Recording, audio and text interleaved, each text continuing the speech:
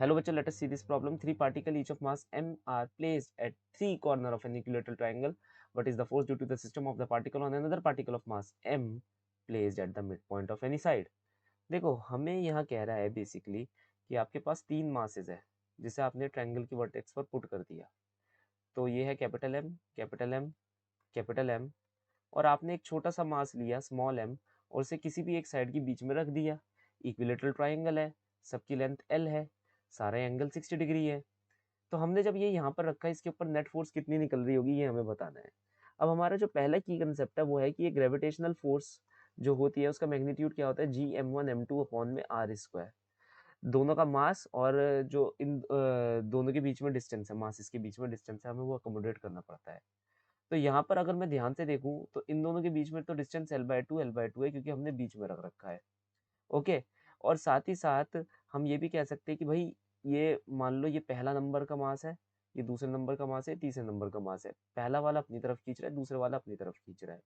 क्योंकि दोनों के लिए डिस्टेंस सेम है और जो मास पेयर है वो सेम है, तो मैं ये कह सकता हूँ कि ये तो दोनों फोर्सेज होंगी वो इक्वल एंड अपोजिट होंगी। क्या होंगी, G M small M upon में the distance in between both of them का होल स्क्वायर। ये दोनों इक्वल एंड अपोजिट होंगी, फोर्सेज मैग्नीट्यूड में सेम है, बस डायरेक्शन में अपोजिट है, तो ये कट जाएंगी। अब हमारे पास क्या बची, थर्ड फोर्स बची।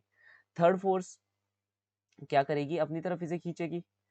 अगर हमें थर्ड फोर्स को निकालना है तो हमें यहाँ पर से यहाँ तक का इफेक्टिव डिस्टेंस निकालना पड़ेगा, जो इन दोनों मासेस के बीच का इफेक्टिव डिस्टेंस है, दैट इज द ऑल्टीट्यूड।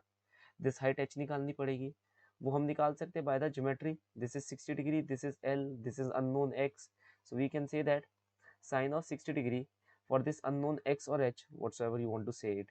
ठीक है, जो भी आप कहना चाहेंगे। In the triangle let us say this triangle is a b and c, a b and c, मैं ये कह सकता हूँ it will be x upon l।